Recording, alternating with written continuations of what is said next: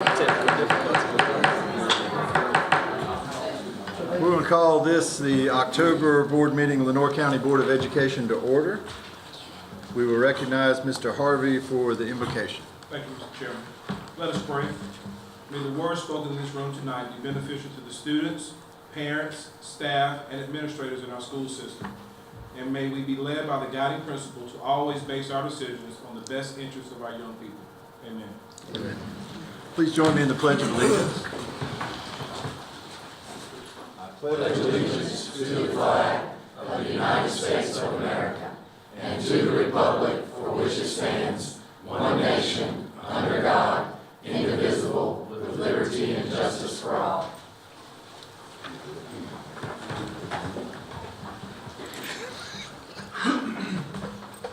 Mr. Williams will present the agenda for this evening. Tonight, we have the agenda presented for your consideration and approval.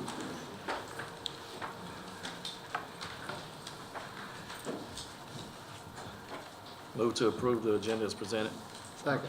Motion by Mr. Smith, second by Mr. Hill. Any further discussion about the agenda for this evening? And we'll call for a vote. All in favor, raise your right hand. The agenda for this evening is approved. Next item is the board chair comments. I did want to update the board on two committees that are currently working. One is the Facilities Advisory Committee. We've been meeting on a regular basis in that committee, looking at data. Much of the data we've looked at is things that the board has already seen. We went back through the utility data for all of our schools. We've looked at the enrollment for our schools, plus the enrollment history of each school. At our last meeting, we were going through data on the condition of our facilities, trying to come up with some system to rate our facilities, to try to compare them to each other. So we're pretty deep into facility condition data right now. I think for our next meeting, we had planned to start looking at some of the utilization rates, what the occupancy of all of our schools are. There's a lot of pieces to this puzzle, but I want to let the board know that the committee is going forward. They're working hard on that. The timeline is hard to tell. We've decided not to make a definite decision, like we're going to have a decision by this date or that date, because we just really don't know everything we'll be looking at. But I think we're hopeful that by December or at least January, they can start making some recommendations to the board. So wanted to let everybody know about that. The other item is I've asked Mr. Williams to convene the policy committee to take a look at some information. At our last board meeting, we had some discussion about the transportation numbers, students that rode buses that weren't in their districts. We've gotten some transportation numbers in on that. I think they came in at the end of last week. And I'm going to ask before our next meeting, Mr. Williams to convene the policy committee to take a look at those numbers so we can have all that straight for our next meeting. So you won't see that on the agenda tonight, but we should be addressing that at the next meeting. All right, we'll turn it over to Mr. Williams for his announcement. Thank you, Mr. Chairman. We've continued to, at our last meeting, I told you we had a smooth opening of school. We've continued to have a good and smooth beginning of the 2016-17 school year. Our opening day enrollment was just over 8,500 students. We've ended up having about 8,730. We go up and down a little bit, but it averages out to be 8,730, which is down from last year, but our projection was about 8,700. So it's about what we expected to have and what we planned for having. As you know, we did have something unfortunate happen in the wee hours of Friday morning. We did have a fire in the cafeteria at Kinston High School. No definite cause has been identified, but the fire is thought to have started in the dishwasher room of the kitchen and could have been caused by an electrical short. Restoration crews have started work and should have the dining facility back in use by midweek. Since the actual kitchen area itself sustained more damage, it will take more time, at least 2 or 3 weeks, for full restoration of the kitchen facilities. We're serving meals remotely from other schools the way we already are doing every day and have been for years, at Lenore County Early College and Lenore County Learning Academy. So we'll be able to use the dining room hopefully midweek to worst case scenario later in the week. We are watching, I do want to commend, before I leave the Kinston High School item, I want to commend Mr. Brian Corey, his administrative team. I want to commend our child nutrition department, our child nutrition supervisor, Ms. Christy Chadwick, their whole team, the child nutrition manager, cafeteria manager at Kinston High School, the maintenance team, Mr. Cecil Outlaw, and really all of the LCPS team members. Mr. Harvey led the operations efforts here. We worked on this all weekend, as did staff members from Kinston High School. It's been, as they say, it's been rolling since 1 o'clock in the morning Friday when all of this began, and we're determined to get things. We've already got school going back. We were out of school Friday, but we resumed today, and it was a very smooth day as reported by under the circumstances, as reported by Mr. Corey. They did a great job with that. So we want to commend them for all that they did to keep things running smoothly. Hurricane Matthew, we all are watching that closely and looking at predictions, which seem to keep changing by the hour. For its projected path. We'll consult throughout the week with emergency management officials and with the meteorologists from the National Weather Service and take a necessary, make a necessary set of adjustments and do whatever we need to do in terms of adjusting school schedules if necessary, and planning for our school facilities and care of our kids. As you know, some of our schools are used as shelters too, so that'll be a factor. One of our goals on the positive news front, one of our primary goals is to increase dramatically the grant funding received by the school system. We believe strongly that the best way to increase the number of grants that we receive is to increase dramatically the number of grant proposals that we create and submit. It's a sure no if you don't go and try. So in January, I challenged our team to go after every available grant out there and to increase our efforts to try to get grants, to increase the number that we apply for, and in turn, hopefully, to increase the number that we are awarded. Our staff members have worked very hard on this challenge. Their work is making a big difference. Tonight, I'm very pleased to share with you that since January, we already have been awarded more grants and more grant dollars than in the previous 3 years combined. As you know, we have received a $500,000 Golden Leaf grant for career pathways and STEM labs. We received a $100,000 Duke Energy grant for manufacturing lab at Woodington Middle School. We received a $165,000 grant for summer camps that was written by Ms. Becky Hines, who's with us tonight, and some other team members from Contentia Savannah. But she wrote that for the whole district for summer camps to benefit all of our students. So great job on that, Ms. Hines and your team.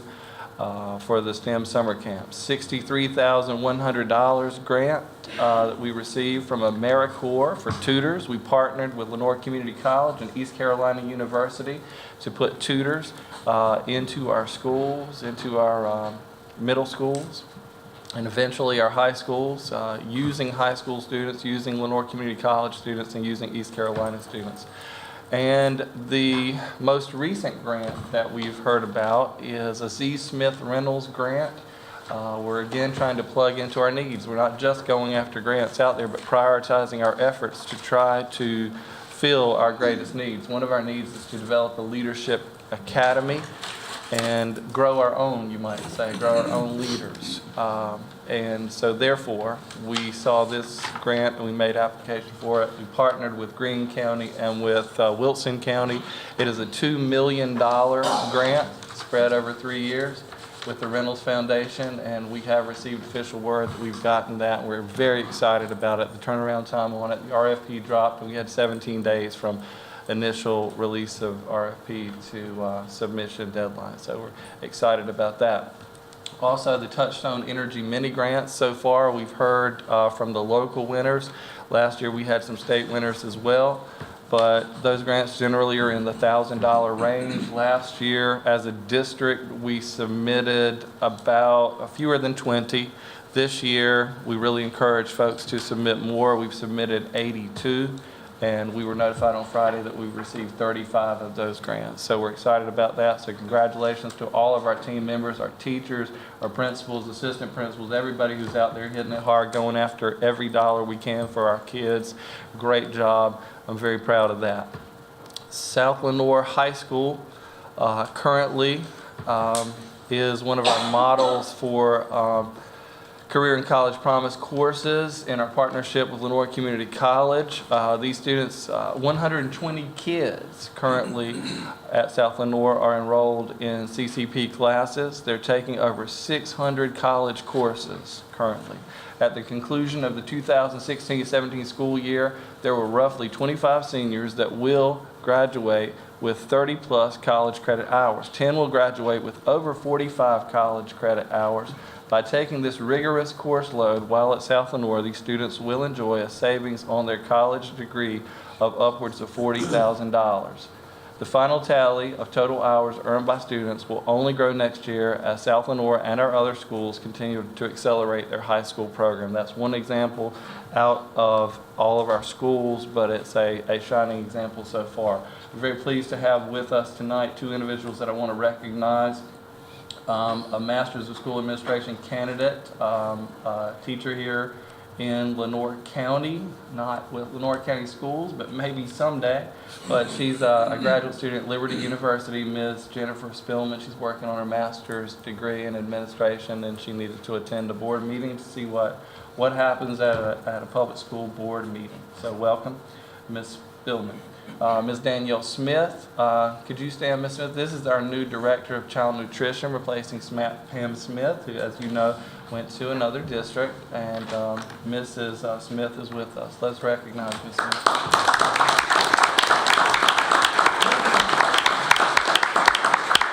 Today was her first day on the job. Ms. Smith called us Friday, and remember, she's coming into child nutrition, and she's preparing for Monday to be her first day, and she hears that one of the schools has a fire where? In the cafeteria. So welcome aboard, Ms. Smith. Glad to have you. Thank you, Mr. Chairman. Thank you, Mr. Williams. Next item is public comment, and we did not have anyone sign up this evening, so we will move to the presentation portion of our agenda.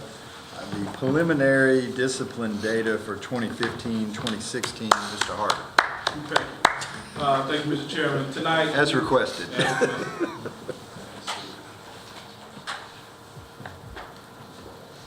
Tonight, I will present the Lenoir County Public Schools preliminary discipline data submitted to DPI and compiled for local comparison. The data is currently being refined and processed by the North Carolina Department of Public Instruction and may differ from the results below. The official report is scheduled to be released in the spring of 2017. I want to thank Mr. White and Ms. Sheila Heath for helping prepare tonight's presentation as well. Thank you. First slide I will show you is the reportable offenses over the last 3 years. The reportable offenses are those that are, as said, are reportable what DPI compiles. The trends show that we had 20 more reportable offenses this school year from last school year. The most significant increase occurred in the possession of a controlled substance. That went from 29 to 39, and assault on personnel without serious injury increased by 4 from 6 to 10. The other areas stay right in line where they have been the last 2 years. Reportable offenses by subcategories are listed as possession of marijuana, possession of controlled substance, use of controlled substances, possession of another person's prescription, and distribution of a prescription drug, and it was total 39. And that's just broken down from the slide you saw previously. And also possession of an alcoholic beverage, we had 1, and the use, we actually had 7 for a total of 8 for last school year. Suspensions and expulsions. This is a trend that we're very proud of. We're not where we want to be by any stretch of the imagination, but it does show that a decrease of 250 short-term suspensions from the 2014-15 school year to the 2015-16 school year.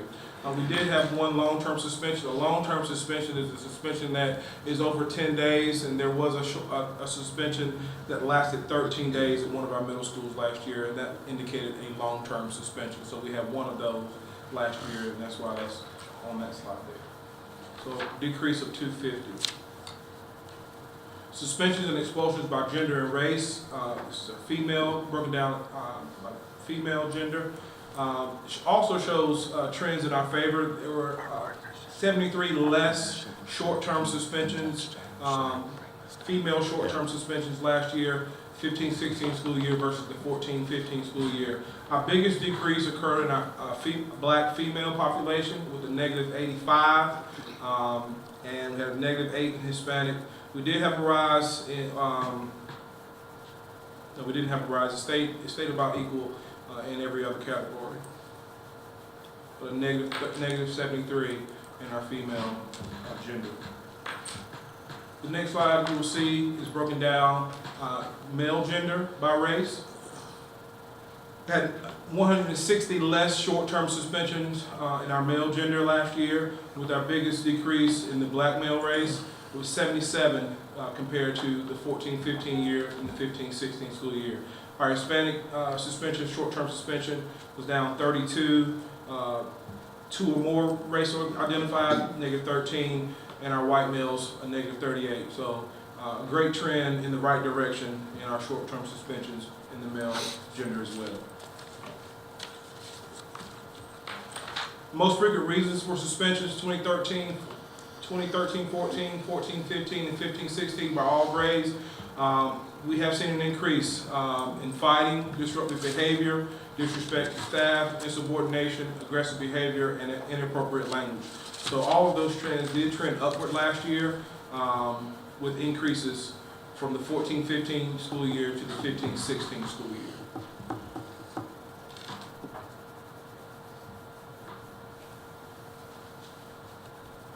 Our next slide indicates the long-term recommendations resulting in alternative placements. Alternative placements does just not mean the alternative school, LCLA. This could be day treatment at one of our service providers. It could be homebound. So all of our alternative placements, not just at LCLA, decreased last year from 80 during the 14-15 school year to 73 for the 15-16 school year. We also broke that down by gender and by race, which indicates 80% of our long-term or alternative placement were our black students of 80.82%, 2.7 for Hispanic, 6.8 for 2 or more, and 9.5 for our white population.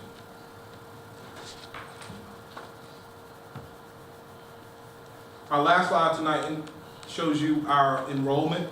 Month 1 last year for the 15-16 school year broken down by percentages.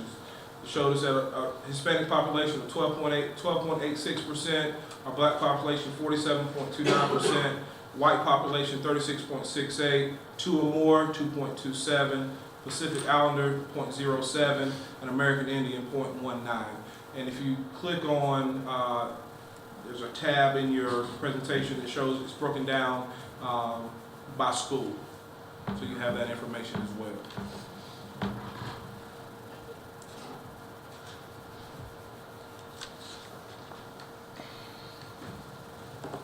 Any questions about tonight's presentation?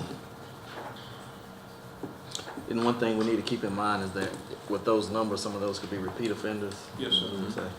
And they'll all just represent one person. Yes, sir. each time. And every type, and also remember, every type of suspension in there is in there. And anytime a kid's not in class, in-school suspension is also counted.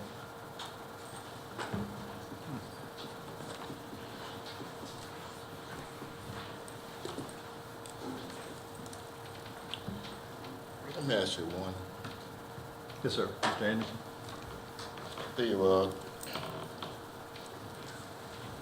The program that schools receive banners for their,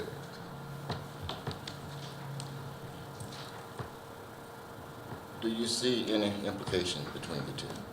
I think that the discrepancy you see in our 2,200 suspensions versus our 73 alternative placements, there's a great indication of PBI's positive behavior intervention supports. Our principals and staff are doing an outstanding job of trying to keep our students in school at all possible, and the alternative place would be the last resort. So I think PBIS is working, and we will do a much better job, but I think PBIS, especially at our elementary and middle school level, has a strong indication of being positive for our district.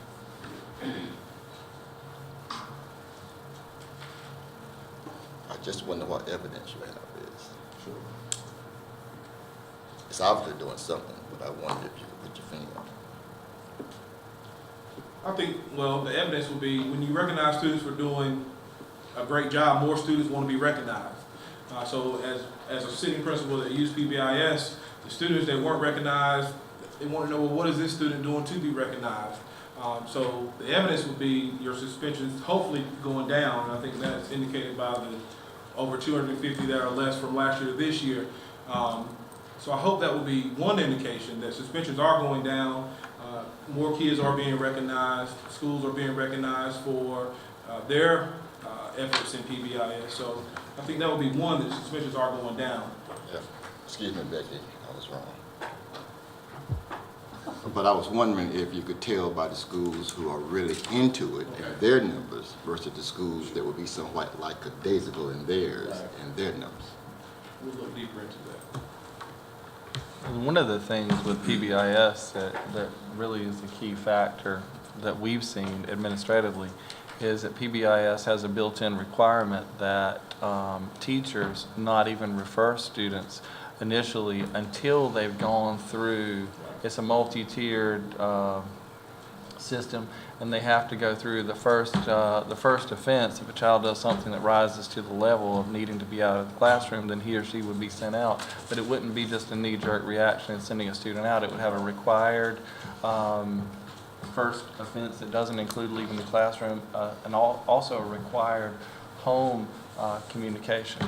That's why I was asking if there were more Right. schools. You could tell by the school that really insists upon that versus Absolutely. one that might We be- have those PBIS numbers. We'll pull those and bring them, because I think it is very telling. Because really, that's the whole ballgame when you impact, why this behavior is, and that's what PBIS is all about. You're seeing the behavior as a result of what? It's the result of a decision, but also there are other factors, and reaching out to wraparound services that we talk so much in this business about. That's really at the core of PBIS, saying what's going on with this student, how can we support him, sort of flip that mindset of just a punitive measure first. But first, let's reach out and say what's going on. Let's talk to him or her and go at it from that standpoint. So it's a different mindset, it's reframing, and I think our numbers show that.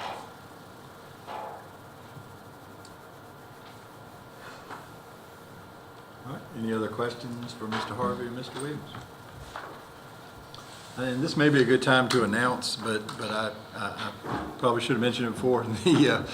There is a new committee that's coming about. It's been in the works for a couple of months. Mr. Harvey, Ms. Herring, Mr. Williams, and I have been meeting with at least two of our district court judges here in the 8th Judicial District. They want to put together a committee, youth committee, to look at basically court alternative programs for our students. If they get in trouble, they don't automatically get referred into the adult court, like teen court program. Some of those exist now, but they've never been expanded very much, and there's really a need for our kids to have an option. If it's a first offense, if it's a minor offense, they can go through teen court and it doesn't show up on their permanent record. That committee is actually a collaboration of the judges, of the juvenile justice coordinators who handle that court. It's also got the police department, the sheriff's department, and the schools. Obviously, we're going to work with them to try to work on this. So if any board member has an interest in that area, I'll be glad to get you that information. That committee, they've met one time officially, and they're going to be meeting the next few months, trying to work up some proposals. And it's pretty comprehensive. It involves school leadership, school superintendents from 3 counties, from Greene County, Lenore County, and Wayne County, and then the sheriffs from all 3 counties, and the ones who are over the school resource officers and school resource officers themselves. So it's pretty comprehensive, and they're looking not only at how we do business every day and what constitutes a charge and what should or should not, but also just how we interact in schools with law enforcement and young people and all that. So it's a pretty comprehensive approach. We're excited about it and excited about the possibilities, that positive benefits that it might have. Thank you, Mr. Harvey, for that work on those numbers. Next item is the financial report. Ms. Davis.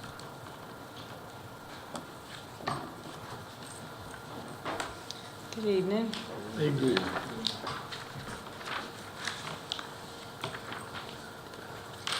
The financial report reflects the year-to-date activity by providing the revenue and expenditure information as to all the sources of funds received and expended by fund and purpose as of September 30th, 2016.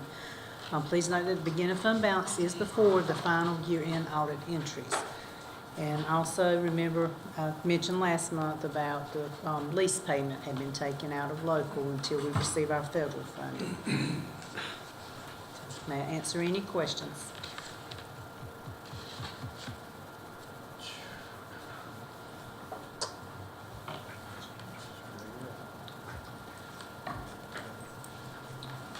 Any questions for Ms. Davis this evening?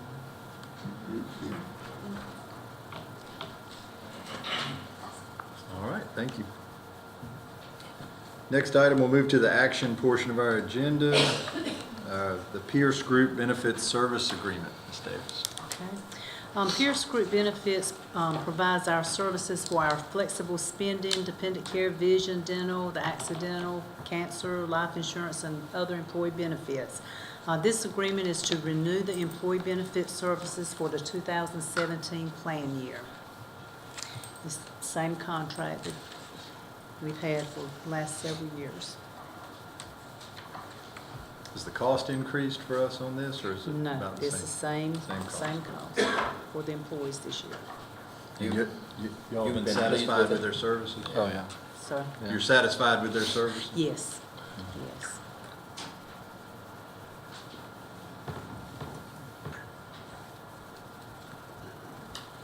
All right, any questions for Ms. Davis on that agreement? We need a motion on this one. Yes, sir. This one. I move we approve the Pierce Group benefit contract. All right, motion by Mr. Nobles. Do we have a second? So, Second by Mr. Davis. Any further discussion on the contract? All right, we'll call it for a vote. All in favor, raise your right hand. Contract is approved. Thank you, Ms. Davis. Next item is the merit-based bonus. Ms. Davis. Okay. Per legislation, a board-approved LEA plan must be submitted to DPI, providing the details of how the funds will be distributed.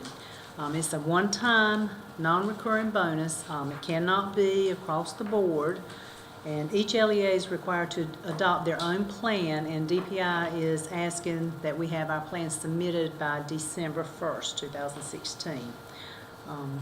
We kind of got a committee together, tried to look at best practices, and they're only providing the state funding for this, but we felt like the other employees that are not paid out of state should not be left out. We didn't think that would be fair at It all. wouldn't be fair, leave out our child nutrition, our maintenance.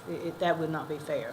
So, it will cost us a little bit, out of those other programs, but it's a one-time bonus. We had come up with this plan and bringing it to you for consideration and approval. We consulted with other districts. This was mandated by the General Assembly.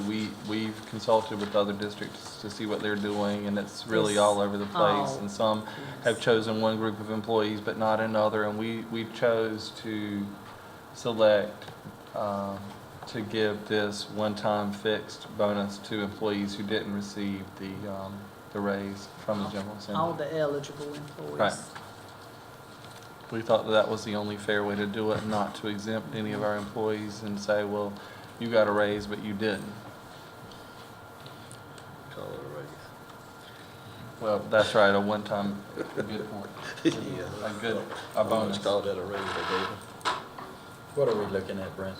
How much money? It's $180,000, but spread out over, it's gonna be very small per employee. Lisa, On average, anywhere. 1%, It's yeah. going anywhere from like $200 on it. On average, $300-400. and then after deductions are taken out, that's a very small amount, but every little bit helps. okay, but So they come out of local. Local, we will have, I was estimating probably maybe about 20,000 from our local fund. Well, that's the same, but now realize that's the same approach we use for, say, Title I paid teachers when they get the raises. So we're trying to be equitable Yeah. in our processes. I think the Title I was very, it was only gonna affect like our Title I about $2,000. Our EC funding about 5,000, the federal EC funding. Our local somewhere around 20,000. Yes, I have no problem with it, but I was just saying, when you put out the 160, what the state is giving, that's not the full program. 'Cause we- Right. we- Because we're with the supplementing rest for of the it, locally even funded. Right, though that they only- includes- Even though they're only requiring us to do the, yes. right. And some districts really are, and I mean, I need to point that out. In doing our research, we determined some districts are they're saying we're not putting anything with it. And just if you're paid this way, and that seemed like a less than fair approach. It's And going to be a fairly arbitrary approach. really. Right. But the only other thing that I see, you say they're coming out of program lines where they are available. Right, right, Where they're not available, then they would have to come out of local local. sources. But it's very, very minute. Yeah. Lisa's checked the budgets, and we pre-audited that and looked at it, and it will work. There is one open question that doesn't necessarily have to impact your decision tonight, but the legislation pertinent to this bonus states that the local board shall adopt a policy that details how the money will be distributed. And we've asked DPI for clarification as to whether you really need to adopt a policy or whether it can be a decision of the board, and we haven't gotten clarification of that yet. It's a one-time distribution, so, it seems odd that word was selected. Yeah. But I just wanted to throw that out there. I don't think, again, I don't put it out there to let you know there's a wrinkle, but, if on the off chance they come back and say, no, the legislature said policy, you're gonna need to do it in a policy, it may need to come back to you, but I don't really forecast that. I just wanted to Yeah, let you know. they're actually asking for the plan right now. Yeah. They want our plan, because they have to report by February 1st, I think, to the Right, legislature. right. Of course, under this plan, though, you'd already have distributed the money, right? Because you're Right. looking to distribute in December by the time it's due. Bonus will be paid in December. Is that right? Yeah, that's what we're looking at. Very well. All right. We'll entertain a motion to approve the proposal. So moved. Motion by Mr. Anderson. Do we have a second? Second. Second by Mr. Nobles. Any further discussion on the draft proposal for disbursement of the bonus funds? All right, we'll call for a vote. All in favor, raise your right hand. It is approved. Thank you, Ms. Davis. Next items is our district goals. Ms. Herring. Thank you. At the September board meeting, the updated goals for the North County Public Schools were presented for your review. We took into consideration the recommendations that you made, and we respectfully request that the board approve these goals as presented this evening. You'll notice that we were able to blend the new goals that were created at our principals retreat, administrators retreat this summer, in addition to the goals that we've had in place for several years now, because they're easily merged. So if you have any questions? I think I was gonna ask something similar, because these look really generic when we look at these goals here. So you're saying that these are merged with the ones that we saw earlier? Yes, sir. And I appreciate you adding in number 5 where you had the breakdown, because I feel like that was something that we felt pretty strongly about before in the goals, and I'd like to carry that forward, and you did. So I appreciate that. You're welcome.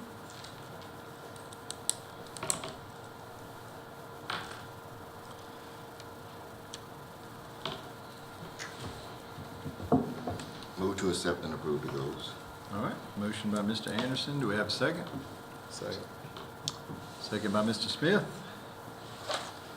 All right, any further discussion of the goals? All in favor, raise your right hand. They are approved.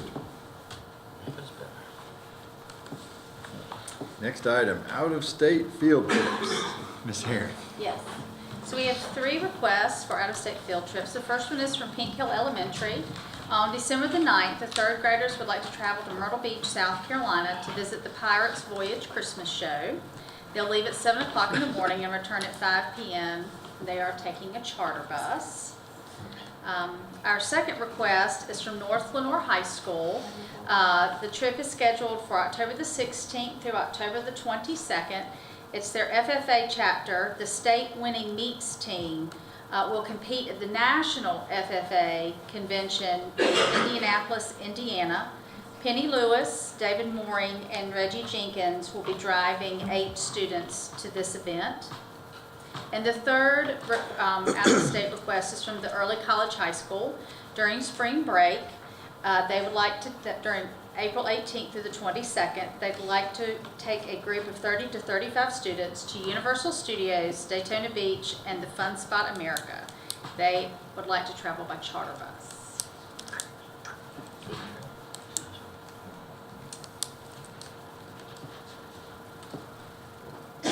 Motion to approve the out-of-state field trips as presented. Motion by Mr. Hill, Second. second by Mr. Nobles. Any discussion about the out-of-state school trips? All in favor, raise your right hand. They are approved. Next item is surplus property. Mr. Harvey. Thank you, Mr. Chairman. The Technology Department has computers and other equipment that has exceeded the life expectancy of usefulness of the devices and can no longer be effectively utilized within the classrooms. It is recommended that the board declare the property as surplus and discard or sell with the proceeds returned to the school system. And there is an attachment there with the model number, school, and picture.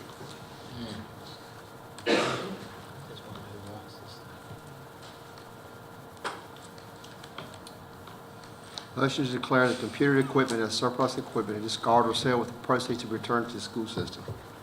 All right, motion by Mr. Hill, Second. second by Mr. Davis. Any further discussion on the surplus property? All in favor, raise your right hand. It is declared surplus. We'll now entertain a motion to go into closed session. I move that Lenore County Board of Education go into closed session under North Carolina General Statute 143-318-111 to prevent the disclosure of confidential personnel files, to consult with the board's attorney in order to preserve the attorney-client privilege and to consider matters relating to initial employment of an individual. All right, motion by Mr. Hill. Do we have a second? Second. Second by Mr. Nobles. All in favor of going into closed session, raise your right hand. All right, we are now in closed session. All right, we are now back in open session. We will entertain a motion to approve the personnel report with the addendum. Motion to approve the personnel report and addendum as presented. All right, motion by Mr. Hill. Do we have a second? Second. Second by Mr. Davis. All in favor of approving the personnel report with the addendum, raise your right hand. All right, they are approved. I think Mr. Williams has an announcement. Absolutely. Thank you, Mr. Chairman. It's with great pleasure tonight that I introduce to you our new digital learning instructional coordinator / AIG coordinator. That's a full plate. It's really 2 full-time jobs.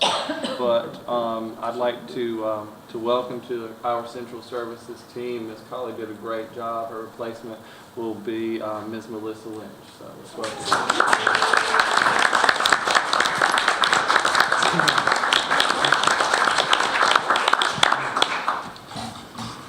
Thank you, Mr. Chairman. All right, we'll entertain a motion to adjourn. You have it. Motion by Mr. Anderson. Do we have a second? Second by Mr. King.